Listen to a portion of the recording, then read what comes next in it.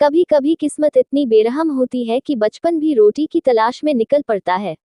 एक छोटा सा लड़का था गरीब, जिसके माँ बाप नहीं थे। गांव के किनारे एक झोपड़ी में अकेला रहता था। सुबह होते ही दूसरों के खेतों में काम करने चला जाता और शाम को थका हारा मिट्टी के ढेर पर सिर रखकर सो जाता। पेट में अक्सर भूख होती, मगर चेहरे पर हमेशा मुस्कान रहती, क्योंकि वो जानता था कि मेहनत से जिंदगी बदली जा सकती है। गांव के लोग उसे गरीब गरीब कहकर बुलाते थे, लेकिन उस छोटे से दिल में कोई शिकायत नहीं थी। उसके पास फटे पुराने कपड़े थे, नंगे पैर थे, लेकिन दिल में हौसला था, और वही हौसला एक दिन उसकी जिंदगी का रास्ता बदल गया। एक दिन शहर से एक मालिक आया।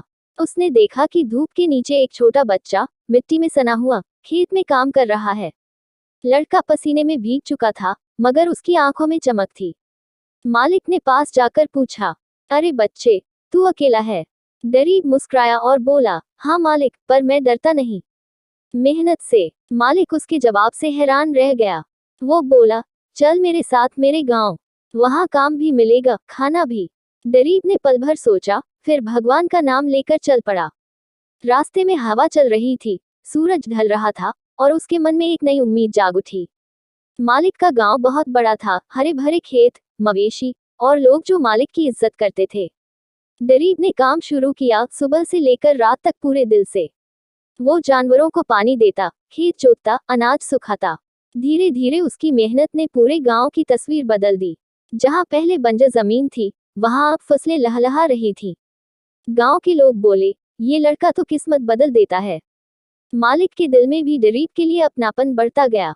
वो उसे सिर्फ मजदूर नहीं, अपने बेटे जैसा मानने लगा। एक दिन गांव में सबके सामने मालिक खड़ा हुआ और बोला, आज से ये खेत, ये घर, सब गरीब का है। गांव के लोग तालियां बजाने लगे, पर गरीब की आंखों से आंसू बह निकले।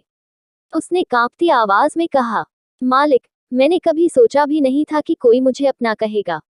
उस दिन गांव ने देखा, एक अनाथ लड़का मालिक बन गया। मगर गरीब ने सिर झुका कर कहा, मैं मालिक नहीं, बस आपकी मेहनत का बेटा हूँ। धीरे धीरे सूरज ढल गया, खेतों में हवा चली, और आसमान के नीचे वो मुस्कुराया, क्योंकि अब उसके पास न सिर्फ रोटी थी, बल्कि एक अपनापन भी था।